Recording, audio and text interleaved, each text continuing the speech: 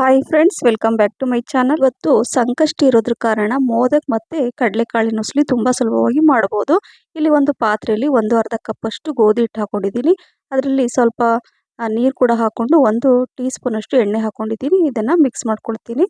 So ಈಗ ಚಪಾತಿ ಹಿಟ್ಟಿನ ಹದಕ್ಕೆ ಹಿಟ್ಟನ್ನು ಕಲಿಸ್ಕೋಬೇಕಾಗತ್ತೆ. ಸ್ವಲ್ಪ ಸ್ವಲ್ಪ ನೀರು ನೋಡ್ಕೊಂಡು ಹಾಕೊಂಡು ನಾನು ಈ ಹಿಟ್ಟನ್ನು ಕಲಿಸ್ಕೊಂಡು ಇಟ್ಕೊಳ್ತೀನಿ. ಬೇಗನೆ ಆಗುತ್ತೆ. ಮೋದಕ್ ಗಣೇಶನಿಗೆ ತುಂಬಾನೇ ಪ್ರಿಯವಾದ ಒಂದು ಸ್ವೀಟು. ಸೊ ಹಾಗಾಗಿ ಇದನ್ನು ನಾನು ಮಾಡ್ತಾ ಇದ್ದೀನಿ. ನೋಡಿ, ಈ ರೀತಿ ಹಿಟ್ಟನ್ನು ಕಲಿಸ್ಬಿಟ್ಟು ಈಗ ಇದನ್ನು ಸ್ವಲ್ಪ ಹೊತ್ತು ಇದನ್ನು ರೆಸ್ಟ್ ಮಾಡಲಿಕ್ಕೆ ಇಡ್ತೀನಿ. ಅಷ್ಟರಲ್ಲಿ ಇಲ್ಲೊಂದು ಮಿಕ್ಸಿ ಜಾರಲ್ಲಿ ಒಣ ಕೊಬ್ಬರಿ ಹಾಕ್ಕೊಂಡಿದ್ದೀನಿ. ಆಮೇಲೆ 4ರಿಂದ 5 ಇದು ಏಲಕ್ಕಿ, ಇದನ್ನು ಮೊದಲು ಪೌಡ್ರ್ ಮಾಡ್ಕೊಳ್ತೀನಿ. ಸೊ ನೋಡಿ, ಪೌಡ್ರ್ ಮಾಡ್ಕೊಂಡ ನಂತರ 1 ಕಪ್ ಅಷ್ಟು ನಾನು ಇಲ್ಲಿ ಬೆಲ್ಲ ಹಾಕ್ತಾ ಇದ್ದೀನಿ. ನೋಡಿದ್ರಲ್ಲ, ಈ ಬೆಲ್ಲನ ಹಾಕ್ಕೊಂಡು ಮತ್ತೆ ಇನ್ನೊಂದ್ಸಲ ನಾನು ಪೌಡ್ರ್ ಮಾಡ್ಕೊಳ್ತೀನಿ. ಯಾಕಂದರೆ ನಾನು ಒಣ ಕೊಬ್ಬರಿ ಹಾಕಿದ್ನಲ್ವ, ಹಾಗಾಗಿ ಮೊದಲೇ ಬೆಲ್ಲ ಹಾಕಿದರೆ ಪೌಡ್ರ್ ಆಗಲ್ಲ ಅಂತೇಳಿ ಆ ರೀತಿ ಮಾಡಿಕೊಂಡೆ. ಸೊ ಈಗ ಇದನ್ನು ಮಿಕ್ಸ್ ಮಾಡಿಕೊಂಡು ಇದನ್ನು ಒಂದು ಪಾತ್ರೆಯಲ್ಲಿ ನಾನು ತೆಗೆದಿಡ್ತೀನಿ.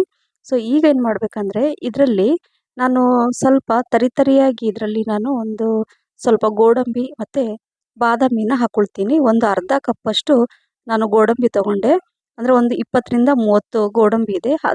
ಅಷ್ಟೇ ಪ್ರಮಾಣದಲ್ಲಿ ಅಥವಾ ಹೆಚ್ಚು ಕಡಿಮೆ ಇಷ್ಟೇ ಅಂತ ಏನಿಲ್ಲ, ನಿಮ್ಗೆ ಎಷ್ಟು ಅನುಕೂಲ ಆಗುತ್ತೋ ಅಷ್ಟನ್ನು ಹಾಕ್ಕೊಳ್ಳಿ. ನೋಡಿ, ಬಾದಾಮಿ ಗೋಡಂಬಿ ಸಣ್ಣಕ್ಕೆ ನಾನು ಕಟ್ ಮಾಡಿ ಹಾಕ್ಕೊಂಡಿದ್ದೀನಿ. ಹಾಗೆ ಒಂದು ಅರ್ಧ ಕಪ್ಪಷ್ಟು ಒಣ ದ್ರಾಕ್ಷಿ, ಇದನ್ನು ಕೂಡ ಹಾಕ್ಕೊಂಡು ನಾನು ಮಿಕ್ಸ್ ಮಾಡ್ಕೊಳ್ತಾ ಇದ್ದೀನಿ.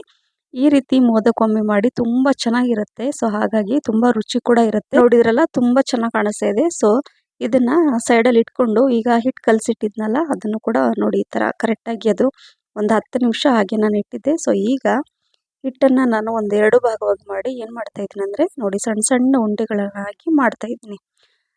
ಗಣೇಶನಿಗೆ 21 ಮೋದಕನ ಮಾಡ್ತಾ ಇದ್ದೀನಿ. 21 ತುಂಬಾ ಶ್ರೇಷ್ಠವಾದದ್ದು. ಸೊ ಹಾಗಾಗಿ ನೋಡಿ, ಎಲ್ಲ ಒಂದು 21 ನಾನು ಎಣಿಸ್ಕೊಂಡು ಉಂಡೆಗಳನ್ನು ಮಾಡಿ ಇಟ್ಕೊಂಡಿದ್ದೀನಿ. ಇಲ್ಲಿ ಒಂದು ಕುಕ್ಕರಲ್ಲಿ ಸ್ವಲ್ಪ ನೀರು ಕೂಡ ಹಾಕ್ಕೊಂಡು ಅದು ನೀರು ಬಿಸಿ ಆಗ್ತಾ ಇರುತ್ತೆ. ಅಷ್ಟರಲ್ಲಿ ಇಲ್ಲಿ ಚಿಕ್ಕದಾಗಿ ನಾನು ಉದ್ಕೊಳ್ತೀನಿ. ಪೂರಿ ಎಲ್ಲ ಮಾಡ್ತಿರಲ್ಲ ಆ ಥರ, ಅದ್ರ ಬಟ್ ಸ್ವಲ್ಪ ಚಿಕ್ಕದಾಗಿ ಉದ್ಕೋಬೇಕು. ಈಗ ಇದರಲ್ಲಿ ನಾನು ಏನು ಮೋದಕ್ ಸ್ಟಫಿಂಗ್ ಇದೆಯಲ್ಲ ಪೌಡ್ರು, ಸೊ ಅದನ್ನು ಇದರಲ್ಲಿ ಹಾಕ್ಕೊಳ್ತಾ ಇದ್ದೀನಿ. ನೋಡಿ, ಇಲ್ಲಿ 1 ಟೀ ಸ್ಪೂನ್ ಅಷ್ಟು ನಾನು ಅದರಲ್ಲಿ ಹಾಕ್ಕೊಂಡು ನಾನು ತೋರಿಸ್ತಾ ಇದ್ದೀನಿ. ನೋಡಿ, ಇದೇ ರೀತಿಯಾಗಿ ಫೋಲ್ಡ್ ಮಾಡ್ಕೋಬೇಕು. ನೀವು ಯಾವ ರೀತಿ ಮೋದಕ್ ಮಾಡ್ತೀರೋ ಅದ್ರ ಮೇಲೆ ಡಿಪೆಂಡು. ನಾನು ಕೈಯಲ್ಲೇ ಈ ಥರ ಮಾಡ್ಕೊಳ್ತಾ ಇದ್ದೀನಿ, ಅಥವಾ ಮೋಲ್ಡ್ ಎಲ್ಲ ಸಿಗುತ್ತೆ ಮೋದಕ್ ಮಾಡಲಿಕ್ಕೆ, ಅದರಲ್ಲೂ ಕೂಡ ನೀವು ಮಾಡ್ಕೋಬೋದು. ನಾನು ಮೋಲ್ಡನ್ನು ಉಪಯೋಗಿಸ್ತಾ ಇಲ್ಲ, ಇದೇ ರೀತಿ ಕೈಯಲ್ಲಿ ಮೋದಕನ್ನು ಮಾಡಿ ಇಟ್ಕೊಳ್ತಾ ಇದ್ದೀನಿ. ನೋಡಿ, ಒಂದು ಮೀಡಿಯಮ್ ಸೈಜಲ್ಲೇ ಮಾಡಿ ಎಲ್ಲ ನೋಡಿ ಒಂದು ಸೈಡಲ್ಲಿ ಇಟ್ಕೊಳ್ತಾ ಇದ್ದೀನಿ. ಸೊ ನೋಡಿದ್ರಲ್ಲ ಫ್ರೆಂಡ್ಸ್, ಎಷ್ಟು ಚೆನ್ನಾಗಿ ಕಾಣಿಸ್ತಾ ಇದೆ ಮೋದಕ್. ಸೊ ಮತ್ತೇನಂದರೆ ಗೋಧಿ ಹಿಟ್ಟಿನಿಂದ ಮಾಡ್ತಾ ಇದ್ದೀನಿ. ರುಚಿನೂ ತುಂಬ ಚೆನ್ನಾಗಿರುತ್ತೆ. ನೋಡಿ, ಇದೇ ರೀತಿಯಾಗಿ ಮೋದಕ್ ನಾನೆಲ್ಲ ಮಾಡಿಕೊಂಡು ನಾನು ಸೈಡಲ್ಲಿ ಇಟ್ಕೊಳ್ತಾ ಇದ್ದೀನಿ. ಹೇಳಿದ್ನಲ್ವ, 21 ಮೋದಕ್ಕಿದೆ ಇದು. ಸೊ ಹಾಗಾಗಿ ನಾನು ಮಾಡುವಾಗ ಒಂದೊಂದೇ ಎಣಿಸ್ಕೊಂಡೆ ಕರೆಕ್ಟಾಗಿ ಮಾಡಿ ಇಟ್ಕೊಂಡಿದ್ದೀನಿ. ಸೊ ಈಗ ಇಲ್ಲಿ ಒಂದು ಸ್ಟೀಮರಲ್ಲಿ ನಾನು ಸ್ವಲ್ಪ ಎಣ್ಣೆ ಹಚ್ಚಿ ಅದಕ್ಕೆ ನಾನು ಮಾಡಿರುವಂತಹ ಮೋದಕನ್ನು ನಾನು ಈ ರೀತಿಯಾಗಿ ಅದರಲ್ಲಿ ಇಡ್ತಾ ಇದ್ದೀನಿ. ನೋಡಿ, ಅಲ್ಲಿ ಕುಕ್ಕರಲ್ಲಿ ನಾನು ನೀರು ಕೂಡ ಹಾಕಿಟ್ಟಿದ್ನಲ್ವ, ಅದು ಕೂಡ ನೀರು ಬಿಸಿ ಆಗ್ತಾ ಇರುತ್ತೆ.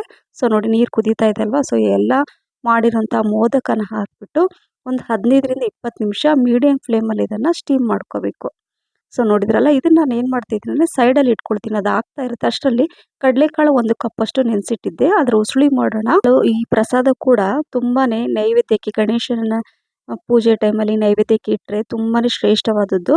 ಇಲ್ಲಿ ಸ್ವಲ್ಪ 4ರಿಂದ 5 ಟೀ ಸ್ಪೂನ್ ಅಷ್ಟು ಎಣ್ಣೆ ಹಾಕ್ಕೊಂಡೆ. ಎಣ್ಣೆ ಬಿಸಿ ಆದಮೇಲೆ ಸಾಸಿವೆ, ಜೀರಿಗೆ, ಸ್ವಲ್ಪ ಇಂಗು ಹಾಕ್ಕೊಂಡಿದ್ದೀನಿ. ಹಾಗೆ ಸ್ವಲ್ಪ ಕರಿಬೇವು ಸೊಪ್ಪು, 4ರಿಂದ 5 ಹಸಿಮೆಣಸಿನ್ಕಾಯಿ ಈ ಥರ ಉದ್ದಕ್ಕೆ ಹೆಚ್ಚಿಬಿಟ್ಟು ಹಾಕ್ಕೊಂಡಿದ್ದೀನಿ. ಸೊ ಇದನ್ನೆಲ್ಲ ಸ್ವಲ್ಪ ಎಣ್ಣೆಲಿ ಫ್ರೈ ಆದಮೇಲೆ ಈಗ ನೆನೆಸಿ ಇಟ್ಟಿರುವಂತಹ ಈ ಕಡಲೆಕಾಳಿದೆ ಅಲ್ವಾ, ಅದನ್ನು ಇದರಲ್ಲಿ ಹಾಕ್ಕೋಬೇಕು.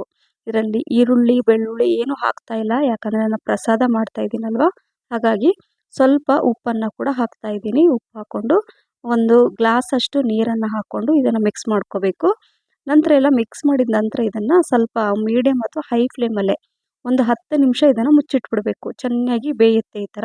ಈಗ ಸ್ವಲ್ಪ ಹೊತ್ತು ಬಿಟ್ಟು ನಾನು ನೋಡ್ತಾ ಇದ್ದೀನಿ, ಇನ್ನೊಂದು ಸ್ವಲ್ಪ ಇದು ಬೆಂದರೆ ಆಗುತ್ತೆ. ಸೊ ಕಡಲೆಕಾಳನ್ನು ಇನ್ನೊಂದು ಸ್ವಲ್ಪ ಬೇಯಲಿ ಅಂತ ನಾನು ಅದನ್ನು ಮುಚ್ಚಿಟ್ಟಿದ್ದೀನಿ. ಅಷ್ಟರಲ್ಲಿ ಇಲ್ಲಿ ಕೂಡ ನಾನು ಚೆಕ್ ಮಾಡ್ತಾ ಇದ್ದೀನಿ, ಮೋದಕ್ ಕರೆಕ್ಟಾಗಿ ಇದು ಅಷ್ಟೇ ಸ್ಟೀಮ್ ಆಗಿದೆ. ಸೊ ಈಗ ಏನು ಮಾಡಬೇಕಂದ್ರೆ ಇದನ್ನು ಕೂಡ ಮುಚ್ಚಿಟ್ಬಿಟ್ಟು ಈಗ ಅದನ್ನು ಅಷ್ಟೇ ಗ್ಯಾಸ್ ಫ್ಲೇಮನ್ನು ನಾನು ಆಫ್ ಮಾಡಿರ್ತೀನಿ. ಇಲ್ಲಿ ನೋಡಿ, ಕಡಲೆಕಾಳು ಕೂಡ ಅಷ್ಟರಲ್ಲೇ ಇದು ಕೂಡ ಕುಕ್ ಆಗಿರುತ್ತೆ. ಸೊ ಈಗ 1 ಕಪ್ಪಷ್ಟು ನಾನು ತೆಂಗಿನಕಾಯಿ ತುರಿನ ಹಾಕ್ಕೊತಾ ಇದ್ದೀನಿ. ಅದಕ್ಕಿಂತ ಮುಂಚೆ ಕಡಲೆಕಾಳು ಬೆಂದಿದೆ ಇಲ್ಲ ಅಂತ ನೋಡ್ತಾ ಇದ್ದೀನಿ. ಓಕೆ, ಕರೆಕ್ಟಾಗಿ ಇದು ಬೆಂದಿದೆ. ಈಗ ಏನು ಮಾಡಬೇಕಂದ್ರೆ ಇಲ್ಲಿ ಒಂದು ಅರ್ಧ ಕಪ್ಪಷ್ಟು ತೆಂಗಿನಕಾಯಿ ತುರಿನ ಹಾಕ್ಕೋಬೇಕಾಗತ್ತೆ. ಲಾಸ್ಟಲ್ಲಿ ಈ ಥರ ಹಾಕ್ಕೊಂಡ್ರೆ ತುಂಬ ಚೆನ್ನಾಗಿರುತ್ತೆ ಈ ನೈವೇದ್ಯಕ್ಕೆ ಈ ಪಲ್ಯ ಅಂದರೆ ಈ ಉಸುಳಿ.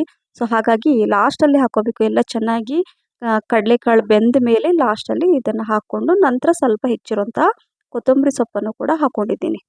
ತುಂಬ ಬೇಗ ಆಗುತ್ತೆ. ಯಾವುದೇ ಮಸಾಲೆ ಏನು ಹಾಕ್ತಾ ಇಲ್ಲ ನಾನು. ನೀವು ನೋಡ್ತಾ ಇರ್ಬೋದು ಸಿಂಪಲ್ ಆದ ಒಂದು ಈ ರೆಸಿಪಿ ನೈವೇದ್ಯಕ್ಕೆ ತುಂಬಾ ಶ್ರೇಷ್ಠವಾದದ್ದು. ಸೊ ಅದು ಕೂಡ ಆಯಿತು. ಇದು ಕೂಡ ಸ್ಟೀಮ್ ಮಾಡಿಟ್ಟಿದ್ದೆ ಅಂತಲ್ವ, ಅದು ಕೂಡ ಸ್ವಲ್ಪ ತಣ್ಣಗಾಗಿದೆ. ಈಗ ಇದನ್ನು ನಾನು ನೈವೇದ್ಯಕ್ಕೆ ಒಂದು ಪ್ಲೇಟಲ್ಲಿ ಎಲ್ಲ ಮೋದಕನ ತೆಗೆದಿಡ್ತಾ ಇದ್ದೀನಿ. 21 ಮೋದಕ ಹಾಗೆ ಈ ಕಡಲೆಕಾಳಿನ ಉಸುಳಿ ಇದು ಕೂಡ ಈ ಎರಡೂ ಗಣೇಶನಿಗೆ ನೈವೇದ್ಯಕ್ಕೆ ತುಂಬಾ ಶ್ರೇಷ್ಠವಾದದ್ದು. ನೋಡಿ ನಾನು ಎಲ್ಲ ಇದೇ ರೀತಿ ಹಾಕಿ ನಾನು ನೈವೇದ್ಯಕ್ಕೆ ಇಟ್ಟಿದ್ದೀನಿ. ಸೊ ನಿಮಗೆ ಈ ರೆಸಿಪಿ ಇಷ್ಟ ಆಗಿದ್ದರೆ ಲೈಕ್, ಶೇರ್, ಕಮೆಂಟ್ಸ್ ಮತ್ತು ಸಬ್ಸ್ಕ್ರೈಬ್ ಮಾಡಿ. ಹಾಗೆ ನಿಮ್ಮ ಫ್ರೆಂಡ್ಸ್ ಮತ್ತು ಫ್ಯಾಮಿಲಿ ಕೂಡ ಶೇರ್ ಮಾಡಿ. Thank you for watching. Bye.